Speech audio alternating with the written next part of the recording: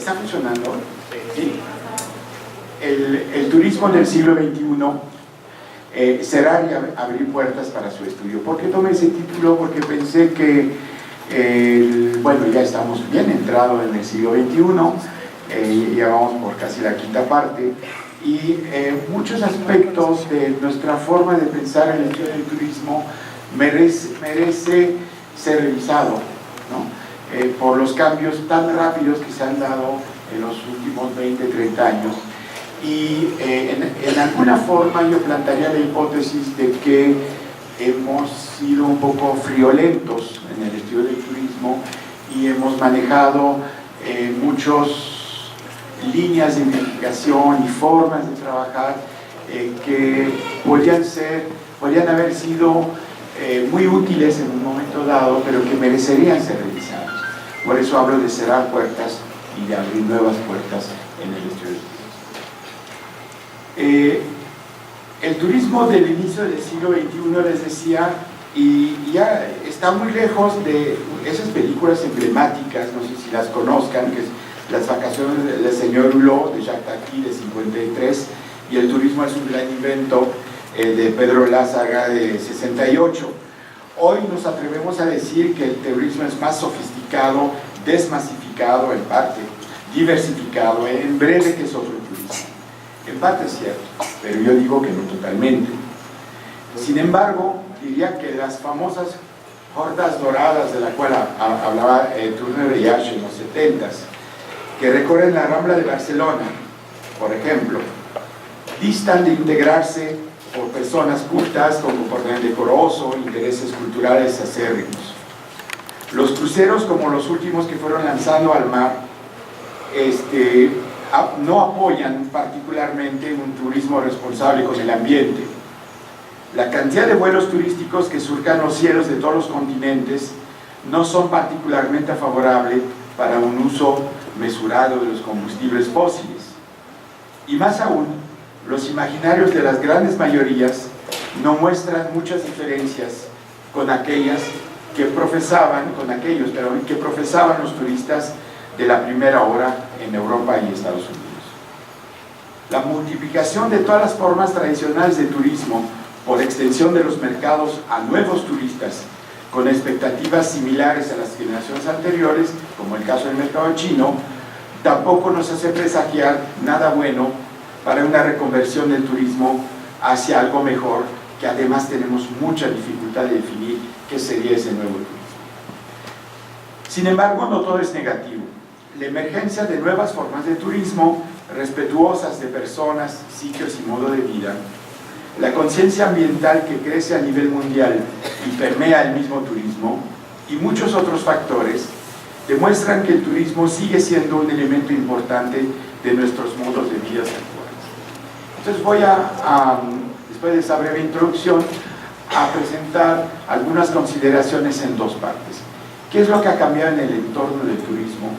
Y luego, ¿qué debería de cambiar o cuáles son los factores a tomar en cuenta, particularmente para el estudio del turismo? Entonces empecemos por este primer punto, ¿qué ha cambiado en el entorno? Antes de todo, quisiera recalcar el trastorno radical de la demanda que se ha dado en el último cuarto de siglo aproximadamente. Por mucho tiempo hemos pensado que el crecimiento de la demanda turística se sustentaría sobre un incremento de ingreso de los sectores más amplios de la población, cuyos modos de vida ya habían asimilado el hecho turístico. De tal suerte, se esperaba que cada vez más habitantes de los países prósperos de Europa pudieran requerir de las prácticas turísticas por la mejoría de su nivel de vida. También que los países receptores, como en primera instancia fueron Italia, España o Portugal, serían capaces de generar una demanda dentro de su propia población por un crecimiento de su nivel de vida, consecuencia natural de la expansión del capitalismo bajo el modelo fordista de desarrollo.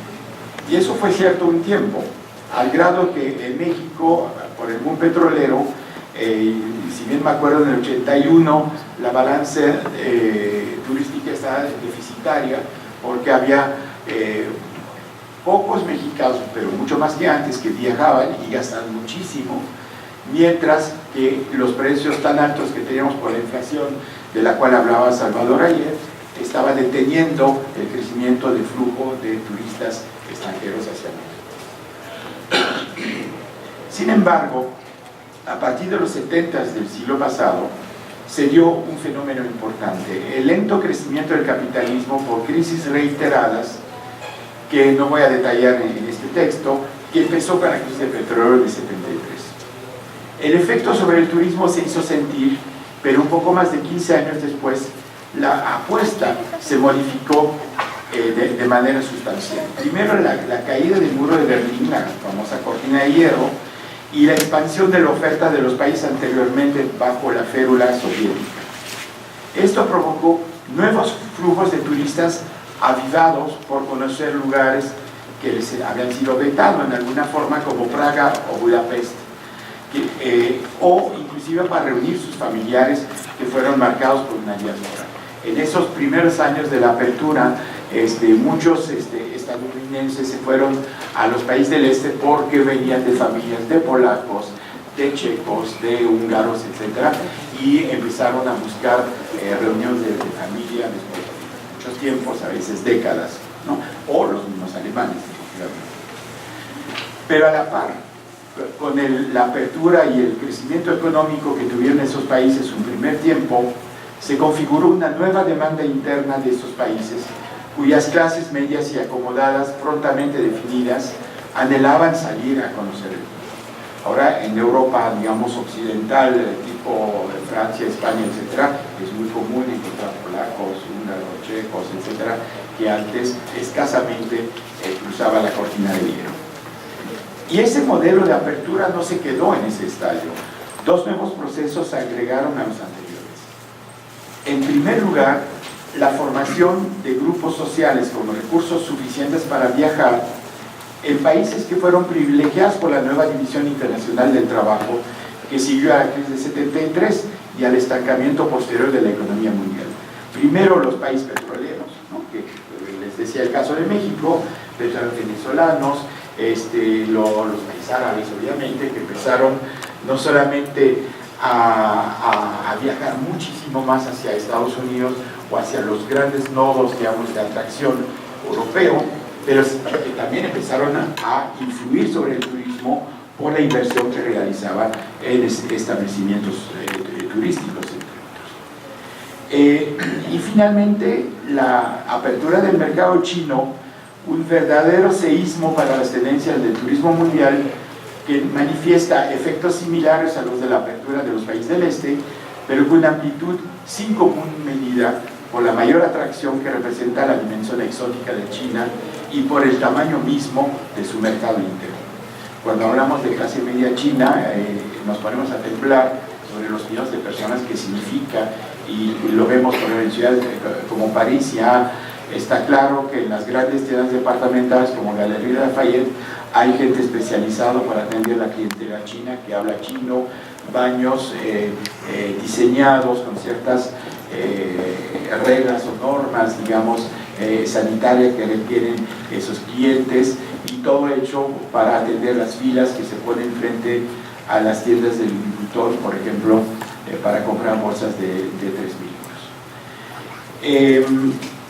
Desde la perspectiva del OMT y de las empresas turísticas, esos procesos que nos modificaron radicalmente lo que llamamos el modelo fordista tradicional del turismo, esos procesos fueron una mano providencial que contrarrestó el potencial estancamiento del turismo previsible por la situación de los países desarrollados con las crisis económicas, y que permitió manifestar en repetidas ocasiones que el turismo se portaba muy bien y que era la punta del alza del crecimiento económico. También se hizo un pequeño arreglo, pero muy significativo, por parte del OMT para incluir viajeros con motivos de trabajo y no de ocio en la contabilidad de flujos turísticos. Ustedes saben que la definición inicial del turista es alguien que viaja, que pernocta por más de 24 horas, por motivo de ocio. Ahora las estadísticas se han ampliado y eso disimula probablemente ampliamente la probable inflexión de las curvas de crecimiento. Les remito a un artículo recién de Miguel Ángel Acerenza, que justamente critica la forma en la cual se hacen las estadísticas turísticas y pone en tela de juicio lo que debemos creer y no creer de las mismas. De esta manera, yo diría también que múltiples procesos contradictorios fueron ocultados y el turismo aparece a los ojos del vulgo que se lo cree, que todo está perfecto en el mundo fantasioso del turismo. Sin embargo, atrás de ese crecimiento reflejado en esas estadísticas hay procesos muy contradictorios de sustitución de mercado, de sustitución de destino, inclusive un tema que no había pensado introducir, que es muy importante, todo lo que son cataclismos naturales por el cambio climático y obviamente todo lo que significa el terrorismo internacional. Para darles un ejemplo, los cruceros en la cuenca del Mediterráneo habían sido un factor importante de desarrollo del turismo en esa zona y permitía cubrir el norte del Mediterráneo, es decir, Portugal, España, Italia, Grecia y Turquía, y luego los países de lengua árabe sobre el norte de África. Y ahora los cruceros se mueven norte-norte, porque ya prácticamente eluden los países, Egipto, inclusive Turquía, Túnez, Libia, desapareció del mapa, etc. Las tendencias crecientes ocurren en un marco en el cual hay muchos procesos contradictorios, de la cual yo creo que no tenemos totalmente conciencia, aun si la OMT está ofreciendo algunos análisis de ese tipo de procesos. Otro proceso que definitivamente cambia la fase del turismo o la fase del turismo es la modificación de las características de la demanda, o sea, en términos más adecuados, lo relacionado con las personas, los que viajan, los seres humanos, que requieren de servicios turísticos. Se ha hablado y escrito profusamente sobre las modificaciones perceptibles en la demanda. Un proceso importante es el envejecimiento relativo de la población pudiente de los países desarrollados. Si bien en México habíamos visto esa llegada bastante importante de gente de cierta edad, los famosos baby boomers que nos han llegado a lugares como Chapala, aquí cerca, o San Miguel de Allende, y ahora por una conferencia que vimos el lunes, están ya bien anclados en lugares como Mérida, y en la ciudad de donde vengo, Querétaro, también estamos empezando a ver presencia de esas gentes. Es un fenómeno extremadamente importante porque los turistas tienen otro tipo de requerimiento, pero además otras formas de viajar en tiempos. Por ejemplo, se pueden quedar más tiempo, pero no forzosamente gastan más, porque son justamente gente jubilada. Inclusive en México, yo me acuerdo en el 83-84, hubo unas primeras demandas del gobierno japonés para formar enclaves de gente de tercera edad japonesa para instalarse en la costa, si bien me acuerdo, de Jalisco o de Sinaloa, la cual el gobierno mexicano rechazó totalmente, rotundamente, dijo: no queremos ese tipo de enclaves extranjeros, no se vale, etc. Y ahora, que yo sepa, hasta donde sea, hay transacciones para recibir comunidades completas, lo que implica no solamente viviendas, u hoteles o departamentos, sino que implica servicios médicos adecuados, un urbanismo adecuado a los modos de vida, es decir, la recreación de colonias completas de japoneses con sus propias reglas de funcionamiento, que se podría hacer a la par de las colonias, de las colonizaciones que se daban en el siglo XIX, ¿no? en nuestros países, como Topolobampo, para hablar de una particular. Otro cambio importante ha sido, bueno, con el envejecimiento, también la contraparte es la reducción de la cantidad de niños, y estamos ya relativamente lejos de esos grandes contingentes de viajeros que viajaban con 2, 3 hijos, que se acaban todas las vacaciones escolares y que luego tenían también un apego y sentido del lugar muy pronunciado y que regresaban a los mismos lugares durante los años y los años. Yo me acuerdo haber vacacionado así con mis padres y mis abuelos, y era regresar a la misma playa y al mismo departamento dentro de lo posible, ¿no? Se reservaba un año. Esas son cosas que han desaparecido. Los calendarios escolares son muy distintos, y esto se puede enfocar para entenderlo a muchos factores, ¿no? Factores sociológicos, factores demográficos, factores de comportamiento, entre otros. Las aspiraciones de los turistas ya no son unívocas de regresar al mismo lugar y crear un sentimiento de pertenencia, una topofilia hacia esos lugares, sino buscar siempre la novedad, que es parte de las formas y de los comportamientos mucho más posmodernos, para llamarlo en algo. Otra cosa que quisiera resaltar es la cuestión de la movilidad, que se ha modificado radicalmente. Mi primer viaje de avión fue a los 15 años, fue ir a Grecia desde Bélgica en un DC-3, ese de 2 hélices, y era la maravilla, ¿no? En 69, si bien me acuerdo, salieron el avión del Caravelle, ¿no? Que ahora usan los narcos porque suenan muy bajo, y además ya son baratos, así que si se los decomisan no quieren gran cosa. Y cuando yo comparo con, por ejemplo, el Airbus 380 con 550 pasajeros, el equivalente de los otros constructores, inclusive la aparición de nuevos constructores como los chinos, que quieren lanzar aviones de fuerte carga, es realmente un cambio radical. Por ejemplo, pensemos en las infraestructuras. México ha desarrollado una infraestructura de aeropuerto extremadamente importante, relevante. Le empezó a renovar con el mundo petrolero, después la privatización ha permitido invertir muchos recursos, pero ahora si se manifiesta una tendencia muy fuerte a la movilidad masiva, nuestros aeropuertos no van a servir para esto.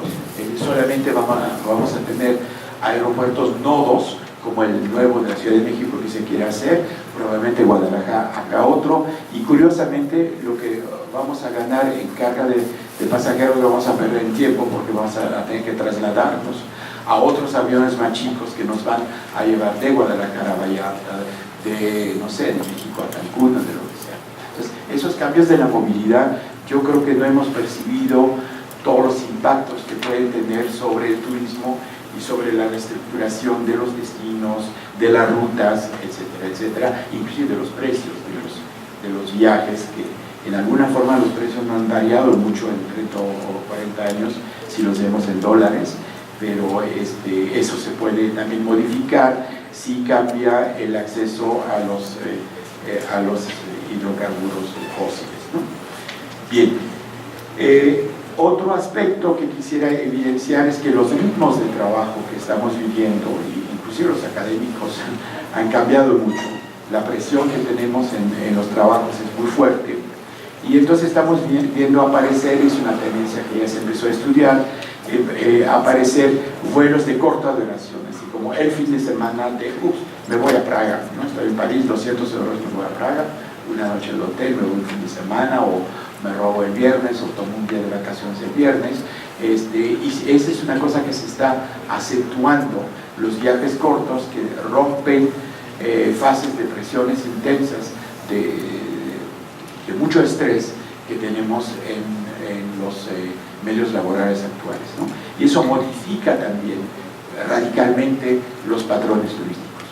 Para dar eso, otro ejemplo que habíamos presentado en la primera fase, en la primera mesa temática, en Querétaro estamos viendo un flujo muy grande de llegada de gente de la zona metropolitana de la Ciudad de México, que en un momento dado, por la inseguridad que se observa en Morelos, inclusive en el Estado de México, prefieren venir hacia los pequeños destinos, pueblos mágicos de Querétaro, o hasta la capital.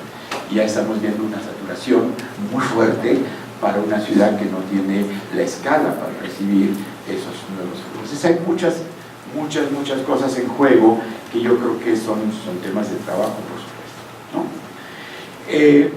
Y además, regresando a la movilidad se considera actualmente como una meta para la población desarrollada. No moverse es parte de un estatuto particular, como el campesino que estaba ligado a la gleba, a la tierra, al arado en el siglo XIX, ahora en el siglo XXI, no moverse es como un signo de atraso, ¿no? Estamos esperando que todo el mundo se mueva, acceda a destinos cada vez más lejos. Y esto refuerza también una demanda de exotismo que hace desarrollar nuevas formas de turismo que eran impensables. Yo conozco gente que de Francia se va 3 semanas a Mongolia para recorrer rutas de los nómadas y vivir en las yurtas y beber sus leches de camellos y demás, que nosotros también nuestro gusto, pero es parte de un exotismo muy fuerte, ¿no? O ir de repente todo el desarrollo de Ushuaia y del sur de Argentina y las islas del sur de Chile hasta el faro más lejos del mundo, como le dicen, es también esa búsqueda del exotismo, de me fui al lugar más lejano. Y ni siquiera hablemos de la gente que ya reservó sus vuelos en cohetes para dar una vuelta al mundo, pero desde afuera. La demanda de exotismo cambia completamente lo que consideramos como viajes turísticos. Sin lugar a duda, los imaginarios turísticos se han modificado de manera extraordinaria en las últimas décadas, ¿no?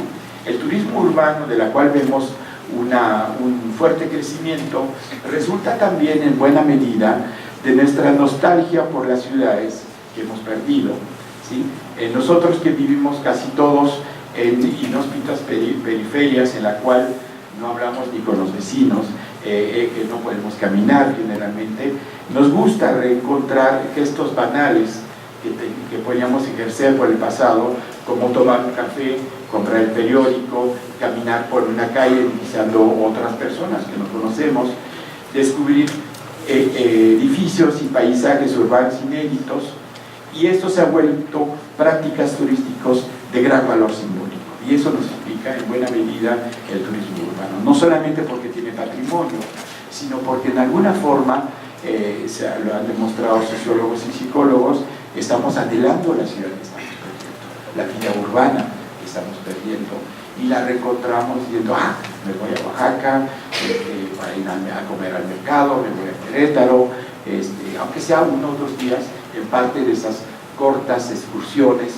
que hacemos, que a veces son hasta de un solo día, si tenemos la suerte de tener esos centros urbanos relativamente a buena distancia de donde vivimos. Nos queremos dar en alguna forma un baño de ciudad, ¿no? Como nos podemos tomar una excursión rápida para darnos un baño de mar, nos damos un baño de ciudad donde cruzamos el otro desconocido, toda la cuestión de la otredad, y recuperamos de manera efímera las bases sociales y espaciales de una urbanidad en vía de extinción. No significa, por tanto, que el turismo de masa se haya perdido, se haya esfumado, que su atracción se haya desmoronado frente a nuevas oportunidades y modas de hacer turismo. Sigue en pie, en buena medida, para los que nunca han ejercido el turismo, como por ejemplo esa población que crece económicamente en un país como China, o, ojo, ahora quizás se desplace sobre países como África, en la cual se está creando una clase media importante, por ejemplo, en algunos países africanos, en la cual se desplazan las maquiladoras actualmente, y eso nos va a generar nuevos flujos turísticos. Y para los que no quieren aventurarse a irse a Mongolia, andar en caballo 3 semanas, o irse hasta el fin del mundo porque tiene miedo a otro idioma, etc., obviamente el turismo masivo de playa sigue siendo un turismo importante. Treparse un crucero de 3.000 pasajeros sigue siendo una cosa muy descansado, porque te traen de la mano y te llevan a toda una serie de actividades que reproducen una microciudad con todas las ventajas y las distracciones posibles. teatro, cine, alberca, juegos, etc. Y también no nos olvidemos que el mundo empresarial está en vía de mutaciones. Datos recientes muestran que una tendencia añeja se sostiene y más aún se acentúa. El turismo ha generado grupos empresariales de tamaño gigantesco. Los rankings de facturación de los grandes grupos hoteleros españoles, por ejemplo, muestran que Meliá Hoteles International facturó casi 3.000 millones de euros en 2016. Metan en un cero, estamos hablando de 30.000 millones y multiplique por 2 más o menos, estamos hablando de 60.000 millones de pesos. Eso tiene que ver con el costo de la reconstrucción después de los sismos, ¿no? Se dan cuenta una sola empresa, Meliá, ¿no? La que sigue, Iberostar, es 2.000 millones, 40.000 millones de pesos. Entre los dos suman 100.000 millones de pesos de facturación, ¿no? No de ganancia, de facturación, pero se dan cuenta lo que se mueve y lo que manejan ciertas empresas. No hablemos también del número de cuartos, que es otros signos de esta vitalidad de los grandes grupos, ¿no? También de paso es importante subrayar la globalización de sus actividades, particularmente notoria para nosotros, con los grupos españoles que han iniciado en buena medida una reconquista del subcontinente latinoamericano a la imagen de la reconquista histórica contra los moros, que terminó con la caída del reino nazarí en Granada en 1492, mismo año del descubrimiento de América y fecha de arranque de una nueva expansión española. No estoy loco, los gestos es porque tengo una mosca no moviente. A la par, el tamaño de los hoteles se vuelve desmesurado y refleja bien que el turismo de masa no solo es un fenómeno relacionado con la cantidad total de viajeros, sino que el tamaño mismo de los destinos y de las instituciones hoteleras y de las empresas.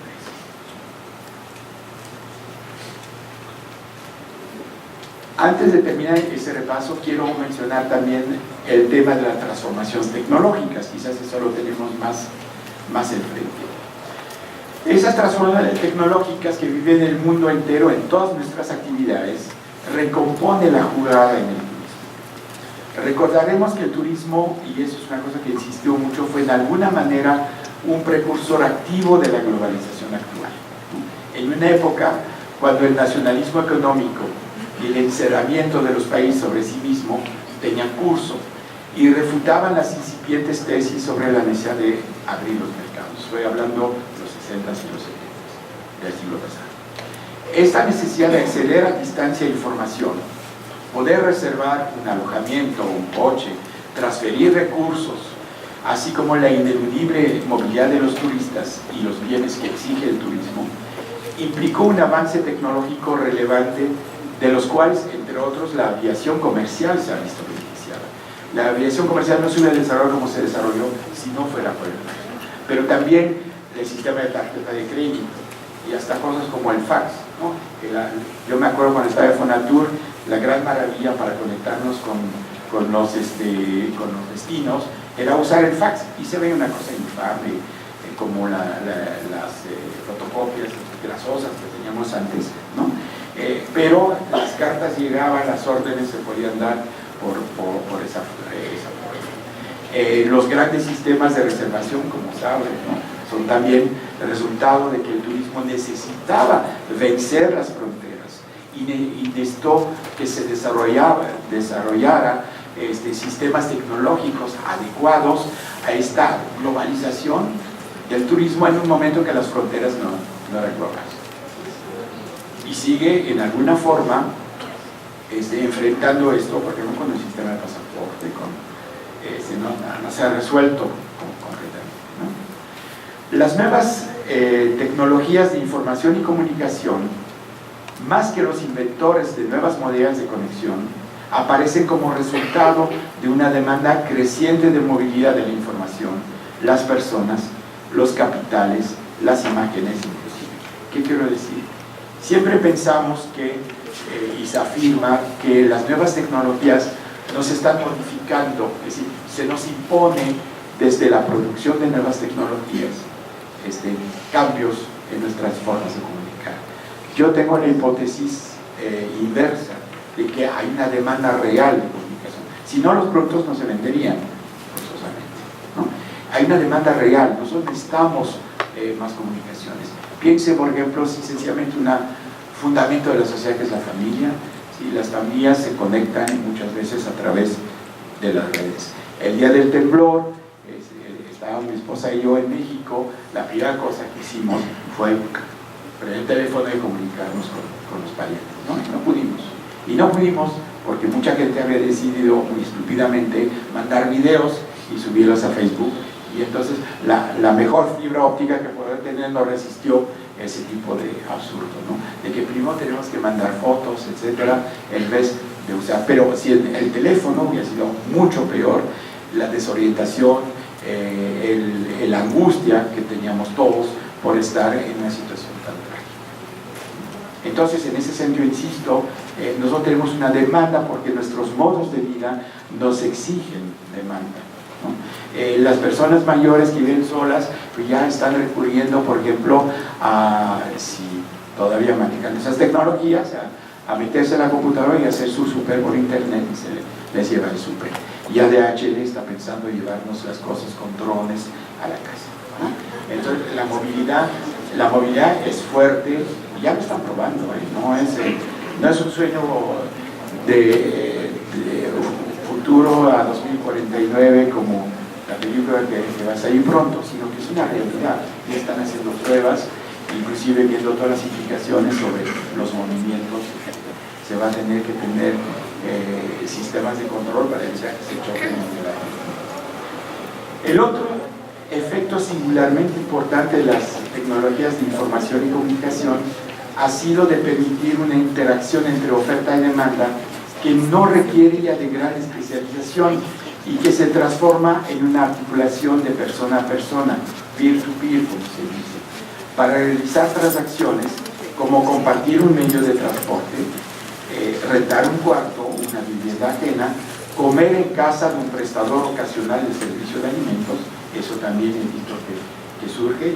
Hay gente que se anuncia en internet, yo soy fulano de tal, cocino este plato y puedo recibir 6 personas en mi casa. Entonces la gente reserva, paga 15 euros, 20 euros y se viene a sentar a la mesa de este señor en su casa, ¿no? Es tan ilegal como Airbnb, entre otros, ¿no? Ya sabemos que el efecto de la uberización, como se ha llamado, a partir de la experiencia de los vehículos rentados por vía electrónica, se ha difundido en el medio turístico hasta simbrar el pilar mismo del modelo de base de la actividad, el alojamiento turístico. Rentar un alojamiento por Airbnb o similar se vuelve un gesto simple que permite acceder a modalidades muy distintas de alojamiento en destinos no tradicionales por costos más bajos que los hoteleros y obviamente una nula regulación. Insisto en lo que decía, modalidades muy distintas. Ya no estamos en cuarto de hotel o el tiempo compartido o el departamento en la Costa Brava. Estamos hablando de cuartos en una granja, de cuartos en casa de una persona que vive en la misma casa, etc. En destinos no tradicionales, porque le rentan en cualquier lugar del mundo. Desde una buceada por Airbnb o similares y van a ver, ¿no? Mucha gente considera ya que esa situación es perversa, ¿no?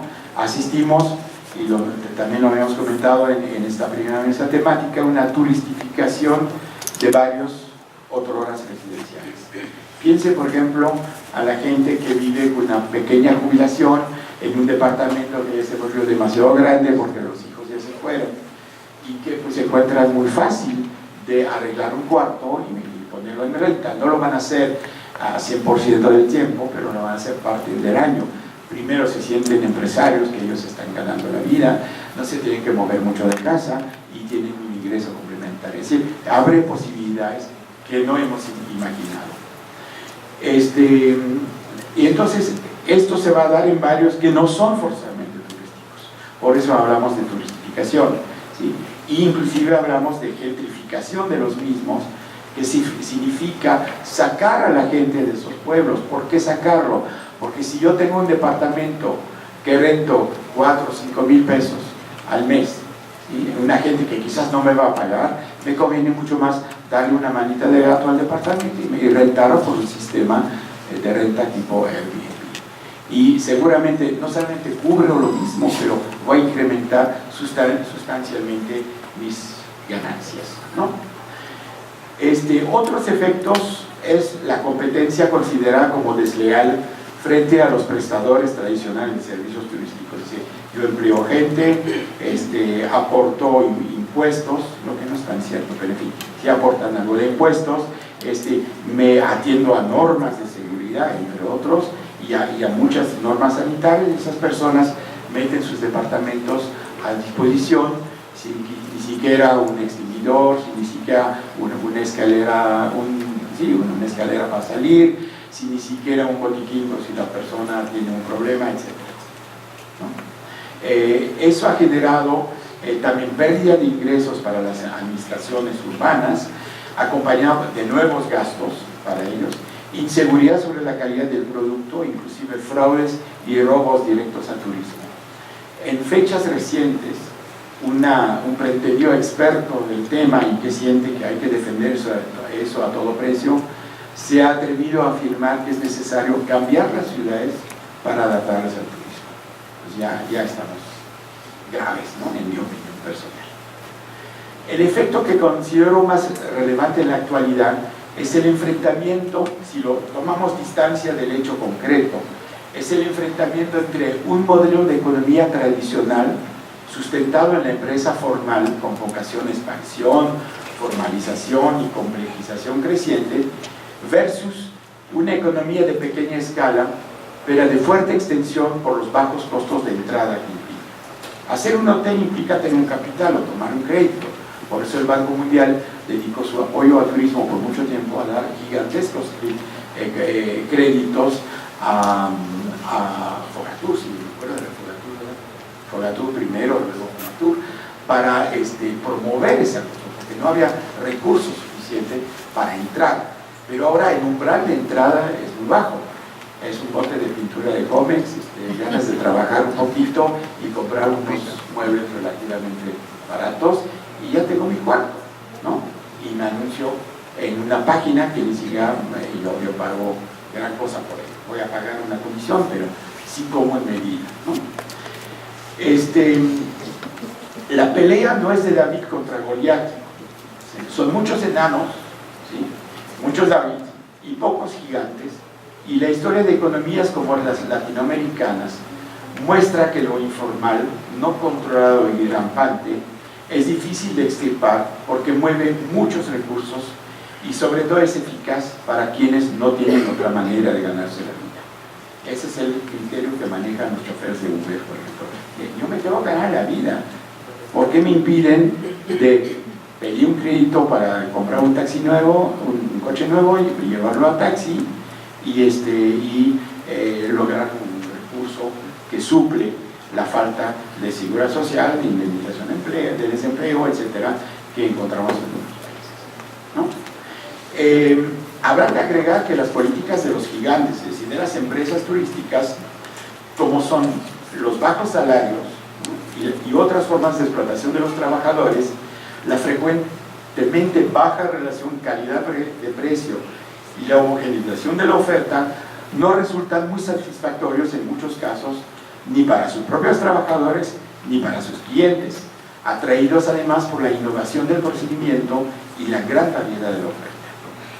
Las TICs, entonces las tecnologías de información y comunicación, ponen también en tela de juicio muchas prácticas que han hecho historia en el turismo, como el desconocimiento previo al viaje, ¿no? Que se modifica radicalmente. Ahora hasta entramos al cuarto a 360 grados para ver hasta las moscas en el techo, ¿no? Resulta entonces más difícil atraer el turismo que posee ya un conocimiento previo y una capacidad de comparar. La competencia se exacerba y posiblemente el hecho de regreso, es decir, la reiteración del turismo al mismo lugar se modifica, ¿no? Porque no vamos a regresar si tenemos tantos lugares, tantas formas de alojarnos, tantos destinos atractivos, etcétera, frente a nosotros. provoca extrañamiento y admiración. Provocar extrañamiento y admiración requiere de una gran habilidad mercadotécnica, de una inversión permanente, lo que nuevamente implica una competencia global. Y esa capacidad de innovación y de extrañamiento, definitivamente los hoteles de cadena y las grandes empresas tienen mucha dificultad para resolver. Con eso termino la primera parte y voy a pasar a la segunda, que es reflexionar sobre viejas y nuevas prácticas en el estudio del turismo, ¿no? Frente a todo lo que les acabo de contar, podemos pensar, es pensable que nuestra forma de estudiar el turismo, es decir, de generar un conocimiento útil sobre el mismo, pueda seguir las mismas sendas que por el pasado. Pues claramente no. Quiero entonces desarrollar en algunas tendencias que hay que tomar en cuenta, no tendencias del mercado del turismo, sino cosas que tenemos que enfrentar en el estudio del turismo. Primero, no olvidarnos de las lecciones de la historia del turismo. Parecería que la historia del turismo haya devenido en un trabajo para historiadores profesionales, destinado a que tengamos una memoria histórica, ¿no?, del turismo y de cierta cultura sobre cómo el turismo se ha desarrollado. Por el contrario, yo diría que necesitamos más trabajos de historia sobre el turismo, a partir de confrontación de las situaciones y procesos actuales con los del pasado. Les voy a dar un ejemplo muy concreto. Los famosos bed and breakfast, ¿no?, Airbnb es lo que significa, han existido hace mucho tiempo. Hay un caso que les invito a conocer, si no es físicamente, pues para eso están las tecnologías de información y comunicación. Es el caso de Blackpool, ¿no? Blackpool en Inglaterra es un desarrollo que empezó en época victoriana para dar condiciones de ocio a los trabajadores de la revolución industrial que vivían en Manchester y Liverpool, que son las ciudades cercanas. Yo tuve la oportunidad de ser invitado allá hace unos años y la primera cosa que me sorprendió es que hay 3 hoteles, pero hay centenares de bed and breakfast, ¿no?, que empiezan en 10 libras, como en $15, ¿no? Imagínense, 300 pesos en Inglaterra, ¿no? Y viven y sobreviven. Es un turismo proletario, y no lo digo con mal sentido, es un turismo de traileros, de obreros, de tatuaje, de tarros de cerveza, de mucha borrachera, de mucho striptease, de lo que se pueden imaginar, en donde se hacen los matrimonios y las fiestas de matrimonio y de 15 años más cursis que pueden imaginar, en la cual los souvenirs son delirantes, pero en fin, funciona y funciona muy bien. Y es una modalidad turística que obviamente en México no tenemos.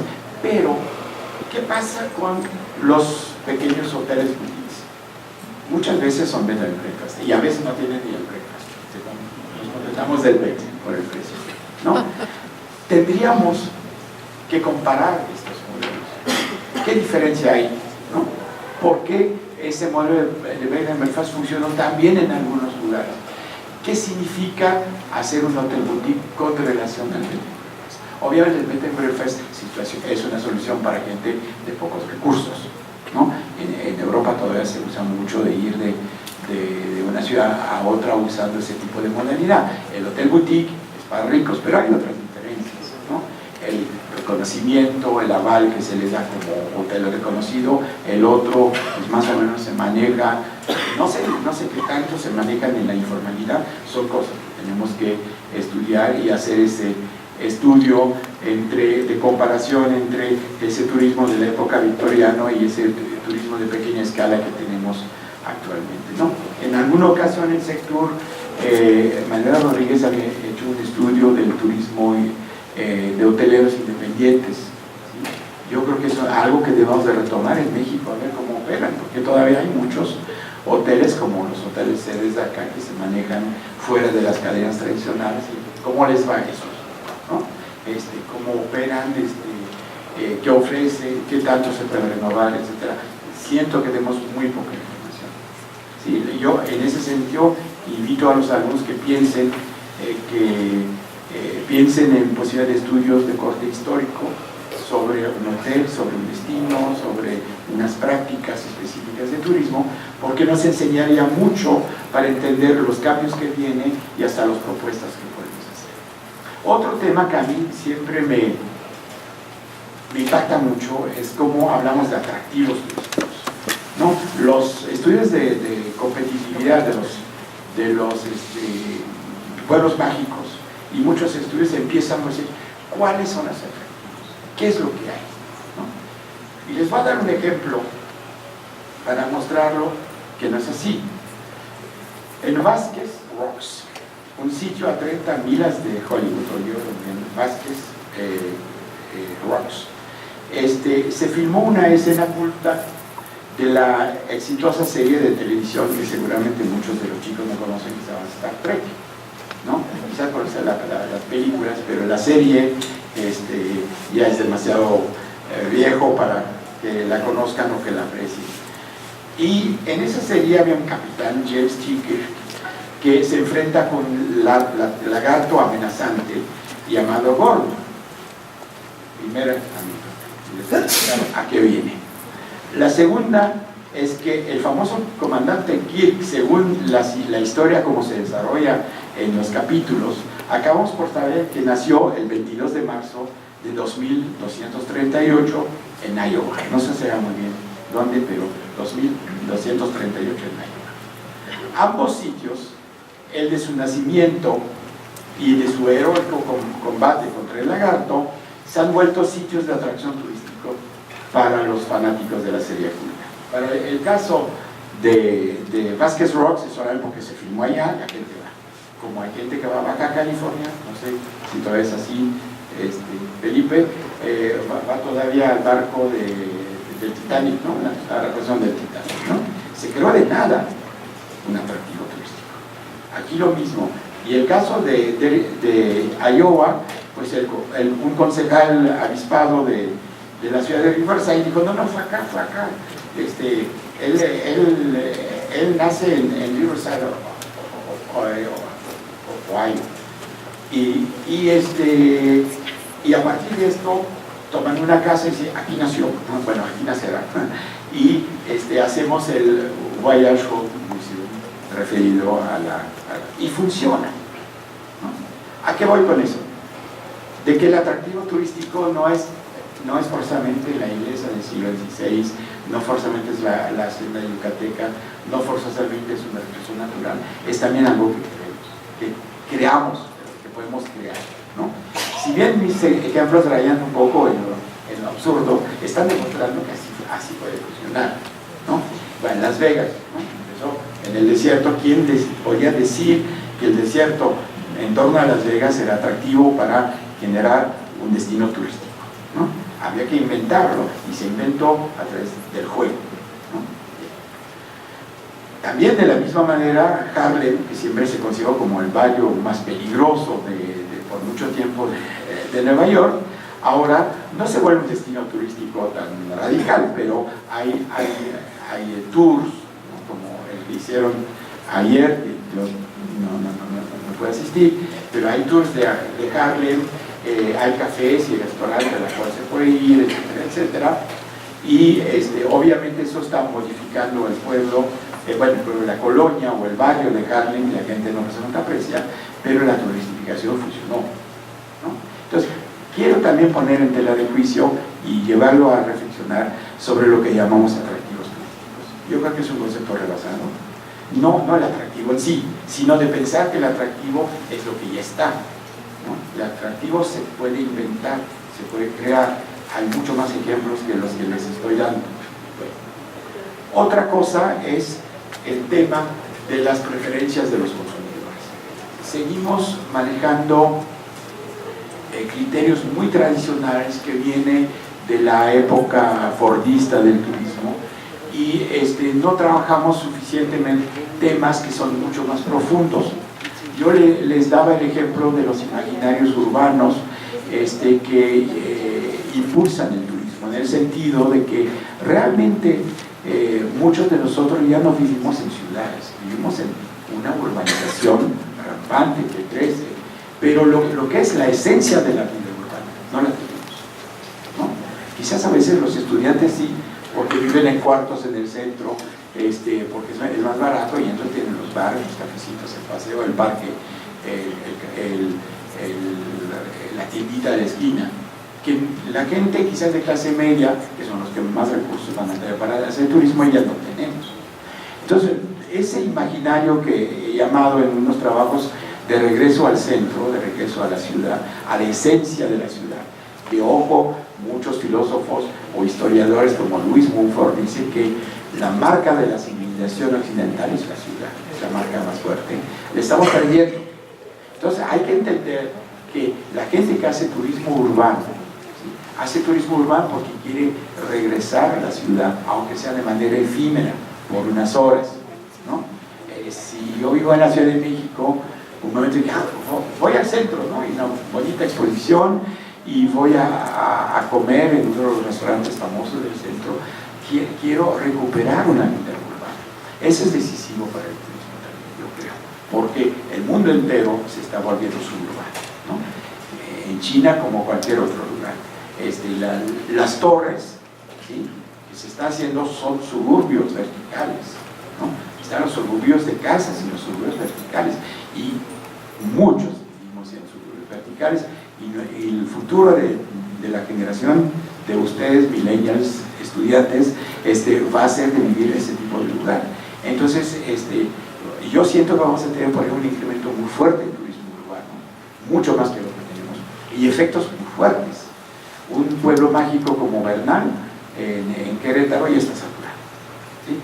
El fin de semana, entre semana no se para un gato en las calles, pero el fin de semana está totalmente saturado. ¿Por qué? Porque se volvió un destino, ¿sí?, importante, porque se come, porque ves la peña, porque paseas en las callecitas y te sientes bien, ¿no? Y eso es una cosa que Sectur no ha tomado en cuenta y está aventando el turismo. Hay casos totalmente fracasados, pero hay casos que dices, a ver, párale un poquito, porque estás destrozando la vida urbana de esos lugares. Entonces viene el contraefecto.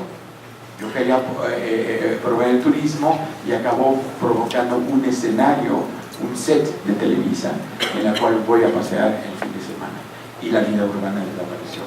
Las gorditas tan ricas que se vendían en puestos de calle en Bernal, ahora nos mandaron un galerón al cual la gente va difícil.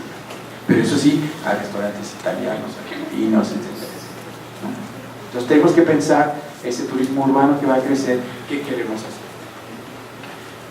En las preferencias los consumidores, y eso yo creo que lo tocamos también, hay cada vez, van a ser cada vez más marcados por preferencias ligadas, entre otros, a otro tipo de preferencias, las preferencias sexuales, las preferencias religiosas, las preferencias gastronómicas, etc. Y todo eso son temas que yo también pongo frente a ustedes para estudiar.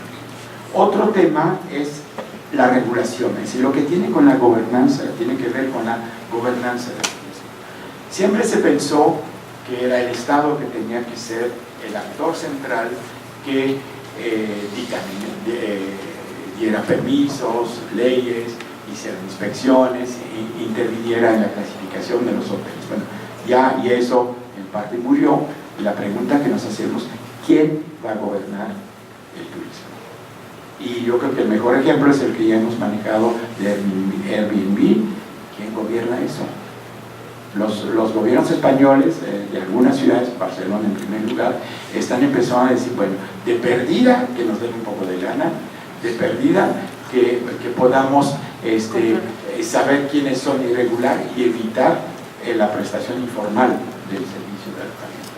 Pero tenemos que estudiar esto, cómo gobernar una economía que sea medio informalizado y que sea diversificado en una multiplicidad de actores que no son actores tradicionales.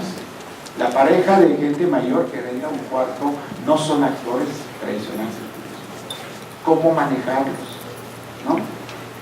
Debería hasta formarles un poco a lo que es la atención al turismo, ¿no? Desde cursos de capacitación, de control, de control sanitario, de control contra riesgos.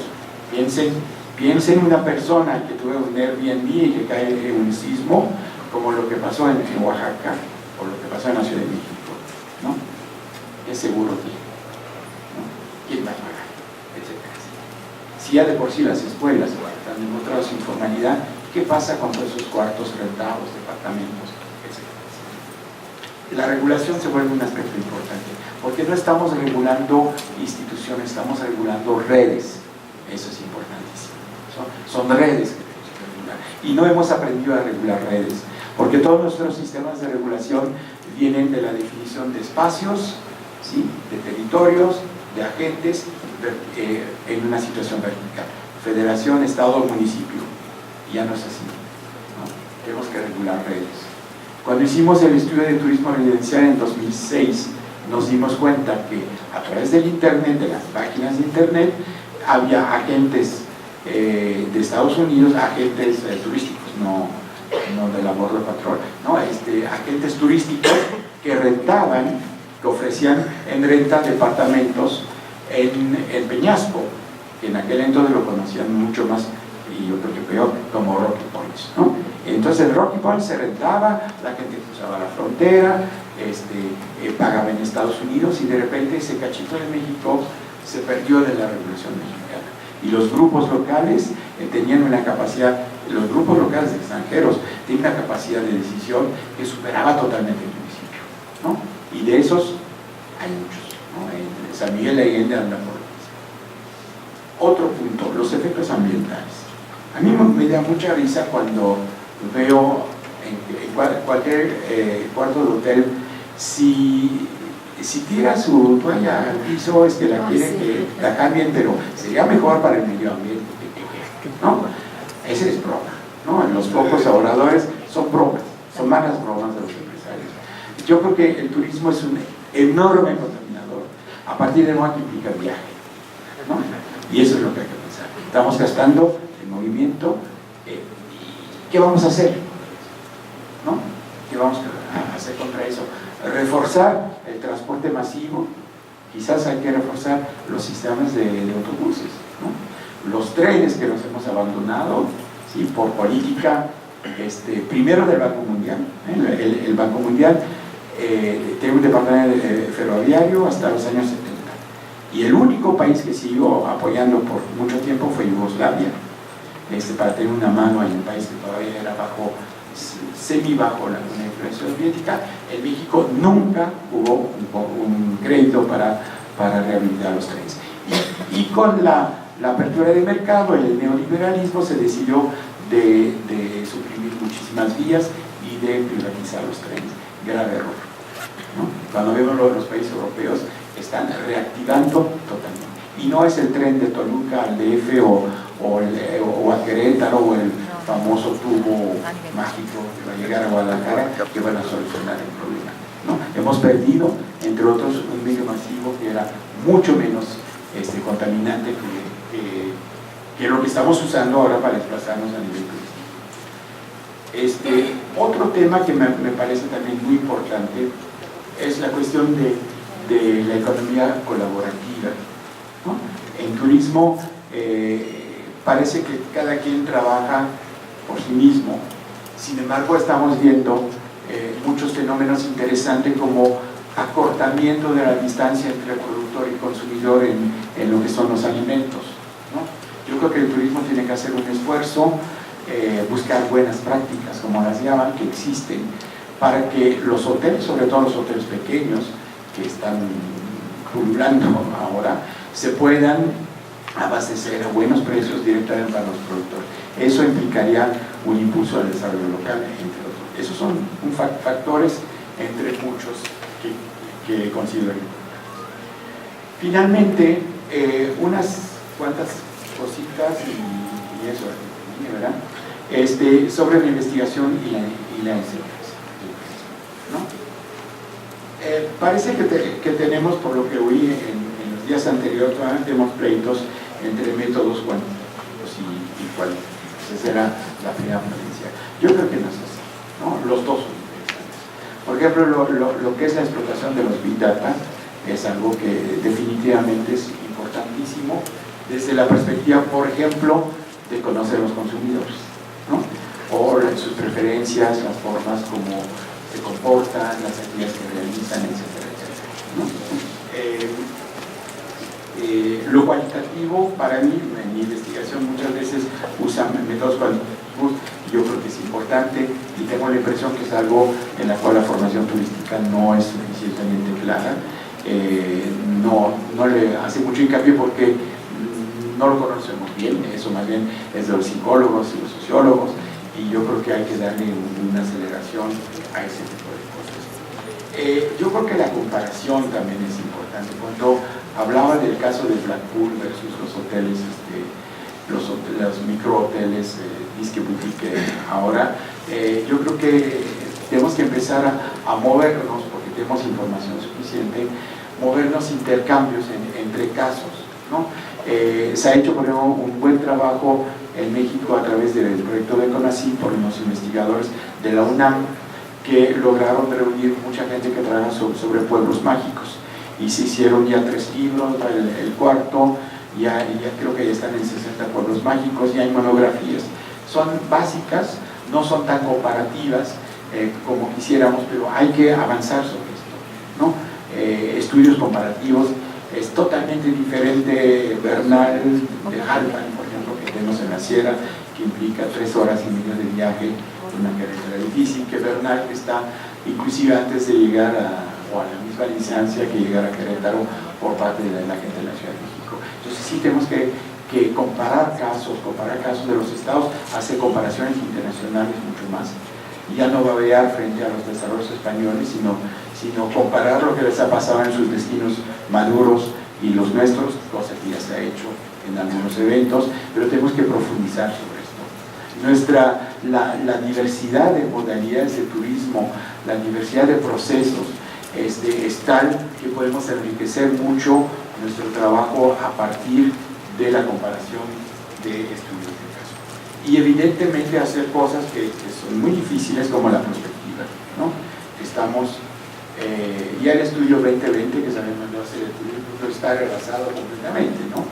Por todo lo que acabamos de comentar y todo lo que no sabemos que pasa en forma subterránea. Y eso me lleva también a una reflexión corta que les quiero lanzar sobre la prueba de la educación en turismo. Siento que ha habido un gran avance, entre otros por la multiplicación de lugares de enseñanza turística.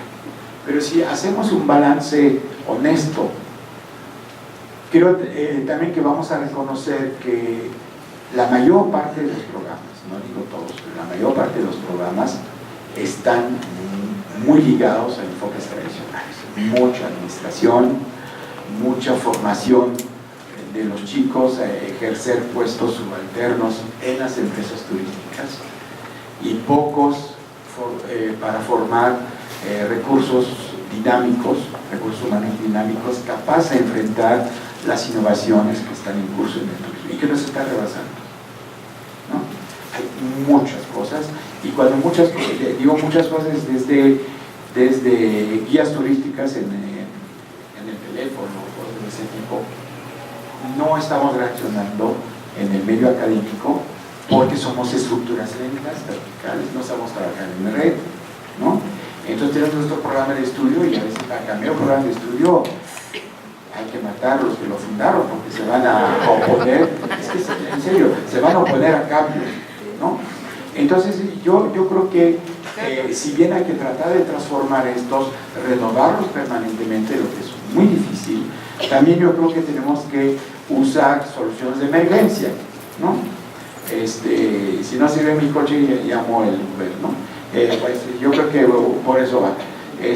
Tenemos que impulsar muchísimo más colaboración entre universidades, y yo creo que es muy importante. Cursos en línea, formación a distancia, entonces, cursos cortos, que si no tiene reconocimiento, yo comentaba de eso con una persona, y que lo podemos hacer entre tal y tal universidad. Y bueno, para que mi rector se ponga de acuerdo y firme el convenio con el otro rector, estamos fritos, nunca va a pasar, ¿no? Entonces, ¿por qué no lo hacemos a través de cosas como la MIT, por ejemplo, ¿no? Si la MIT tiene suficientes participantes y suficiente reconocimiento, que yo creo que después de 11 congresos y años de actividad, lo tiene. ¿Por qué no empezamos a ofrecer otro tipo de conocimiento a través de redes, a través de cursos? Si organizamos conferencias en nuestras universidades, pongámoslas en línea, lo ofrecemos a los demás, ¿no? Yo veo por ejemplo muchas instituciones nacionales y extranjeras ya empezaron a poner en línea la conferencia. Cuando viene un profesor extranjero lo puedes ver en línea, en directo, en vivo, pues, en streaming o como se dice, o la puedes volver a ver después. ¿Por qué no hacemos eso? ¿No? Yo creo que necesitamos una mejoría radical de los sistemas educativos, ¿sí? Una innovación, y usemos esas innovaciones tecnológicas, ¿no? Pensemos también de que toda esa nueva oferta diversificada puede ser los lugares en los cuales hacemos como estudiantes nuestras prácticas profesionales. ¿Por qué queremos hacer forzada práctica profesional en un hotel grande? ¿No? ¿Por qué no lo hacemos no en el cuarto de Airbnb, ¿verdad? Pero en un hotel boutique, en un desarrollo comunitario, turístico, etcétera, etcétera?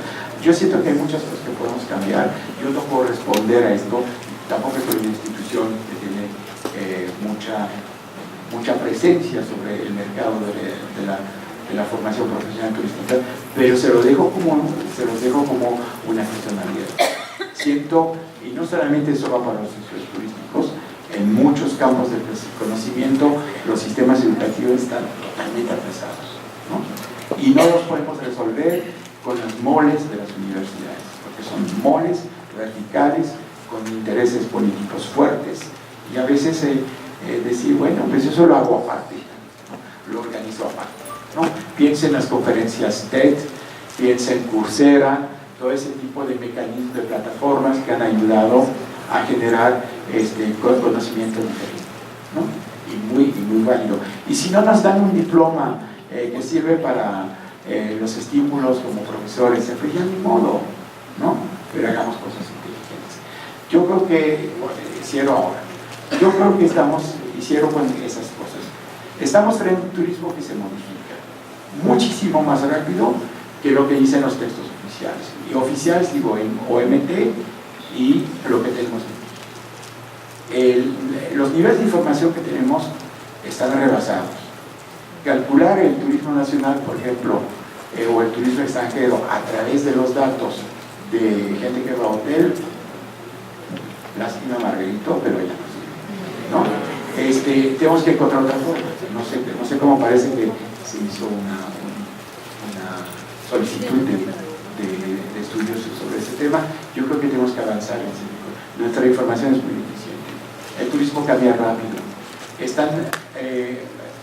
Están surgiendo procesos en red, tecnologías, imaginarios, comportamientos, cambios demográficos, cambios económicos, modificación de geopolíticas, de la cual se habló ayer, muy fuertes en el mundo, que nos están radicalmente modificando la configuración del turismo. Frente a esto, seguimos trabajando en nuestros temitas, ¿no? Ese es el problema mucho de los investigadores.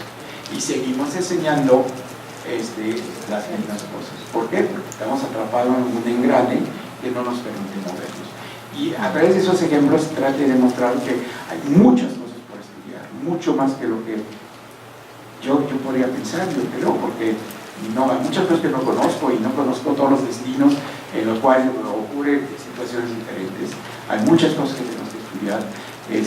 Hay un campo brutalmente interesante. Nos podemos asociar con otras disciplinas, que yo creo que es muy importante, y hacer algo para renovar y actualizar y hacer cada vez más eficiente y útil el conocimiento que podemos generar. Muchas gracias.